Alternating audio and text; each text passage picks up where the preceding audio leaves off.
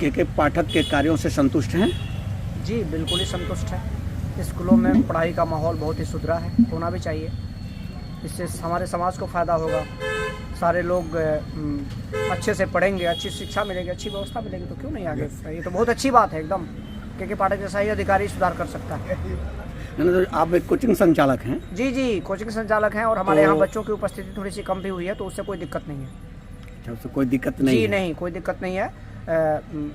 Overall society में शिक्षा का माहौल सुधरना चाहिए। कोचिंग संचालक होते हुए जो है के पाठक की सराहना कर रहे हैं। जी जी और जैसा कि कई वीडियो भी वायरल हो रहे हैं जिसमें सरकारी जो शिक्षक हैं वो उनकी शिकायत कर रहे हैं। सरकारी शिक्षक इसलिए शिकायत कर रहे हैं क्योंकि पहले उनको काम ना करने की आदत थी और अब के पाठक के आदेशानुसार काम करना पड़ रहा है, इसलिए शिकायत कर रहे हैं। उनको आदत ही नहीं थी कि काम किया जाए।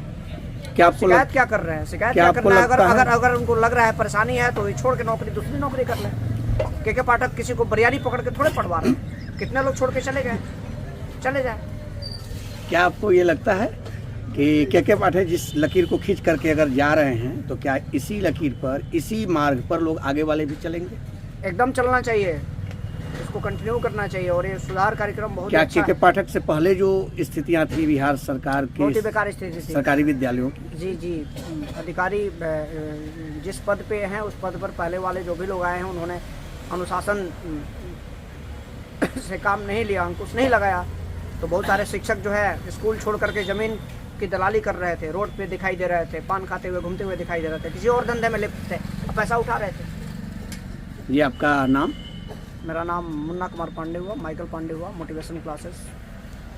पाठक जो मुहिम चलाए हुए हैं उस मुहिम से आप संतुष्ट हैं या असंतुष्ट? बिल्कुल संतुष्ट हैं और बच्चों के भविष्य को लेकर और बिहार के भविष्य के लिए एक अच्छी कदम। ये आप ये बताइए कि अभी जो इंटरमीडिएट में नामांकन जो बिहार सरकार ले रही है तो उसमें बच्चा बक्सर का है और उसका एडमिशन जो है हो जाता है दिनारा क्षेत्र में, दिनारा का है उसका बक्सर में। अगर वो बच्चा चाहे कि एमपी हाई स्कूल में पढ़ना जो कि यहाँ का बेहतर है या एमबी कॉलेज में पढ़ना, तो वहाँ नहीं पढ़ पाता है। देखिए, ये जहाँ तक मेरे विचार में है ये बिल्कुल गलत है। इस पे सरकार को और हमारे माननीय पाठक जी को ध्यान देना चाहिए, क्योंकि सपोज कीजिए मेरी एक बेटी है और पढ़ने में अच्छी है, तो कोई भी बेटा या बेटी चाहता है कि हम अच्छे स्कूल से सारी डिग्रियाँ लें, अच्छे कॉलेज से सारी डिग्रियाँ लें।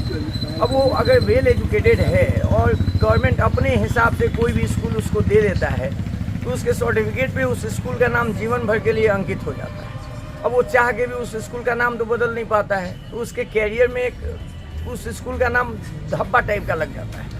उसने सारी वेल एजुकेटेड है, फर्स्ट डिवीज़न है, ऑलराउंडर है, बहुत बढ़िया है, लेकिन फिर भी क्या, तो कोई भी पूछता है ग्रेजुएशन कहाँ से किए हैं, इंटरमीडिएट कहाँ किए हैं, तो फलाने स्कूल दिनारा से, फलाने स्कूल चौसा से। उस स्कूल का लोग नाम भी सुने नहीं होते। हम लोगों के समय जब हम लोग एजुकेशन लेते थे तो हम लोग की अपनी ओपिनियन होती थी कि हम इस कॉलेज से ग्रेजुएशन करेंगे, इस कॉलेज से इंटर करेंगे। मुझे लगता है कि यहीं रहने देना चाहिए, उसमें मार्क्स तो क्या आपको लगता है कि बिहार सरकार को प्रवेश परीक्षा के आधार पर जो है कि विद्यालयों में नामांकन लेना चाहिए? प्रवेश परीक्षा पे लेना चाहिए या जो मार्क्स का मेरिट है उस पे लेना चाहिए? तो अगर होता है तो अगर बिना प्रवेश परीक्षा का या कोई क्राइटेरिया नहीं है तो कोई भी चाहेगा कि हम एमपी हाई स्कूल में ही नामांकन लें। नहीं, वो मार्क्स की क्राइटेरिया रखनी चाहिए ना, कि जैसे एमबी कॉलेज में लेना है तो 90% से ऊपर, फलाने स्कूल में लेना है तो 80% से ऊपर, इस स्कूल में लेना है तो 70% से ऊपर। तो ऐसी क्राइटेरिया रखनी चाहिए मेरे ख्याल से, या फिर एंट्रेंस एग्जाम करा के लेनी चाहिए जैसे दिल्ली वगैरह में होता है। तो ये एक अच्छा मेरे विचार से अपना ओपिनियन है। ये जो भी मैंने दिया वो अपना विचार दिया, हो सकता है कुछ लोग मेरे विचारों से सहमत हो, कुछ लोग सहमत ना भी हो, लेकिन मेरे राय में तो मेरे बच्चों के लिए यही अच्छा होगा। पाठक के आने से बिहार की शिक्षा व्यवस्था सुधरी है? अभी फिलहाल तो लग रहा है कि धीरे धीरे सुधर रही है, क्योंकि बहुत दिनों से यहाँ पे एजुकेशन सिस्टम खराब हो चुका था। लोग सरकारी स्कूल को गिरे हुए स्तर से देख रहे थे। धीरे धीरे अब लोगों की सरकारी टीचर्स के प्रति, सरकारी स्कूल के प्रति थोड़ी सी अच्छी भावना हो रही है। अगर के पाठक ज़्यादा दिन तक रहते हैं और आने वाले अधिकारी भी इन्हीं की तरह चलते हैं तो शायद बिहार के लिए एक बहुत अच्छी बात हो। जी, आपका नाम? मेरा नाम राजीव कुमार ओझा हुआ, आईमास मकसद सेंटर। और ऐसे अधिकारी का होना बहुत आवश्यक था, क्योंकि हम लोग पढ़ते बिहार बोर्ड से पढ़े हुए हैं।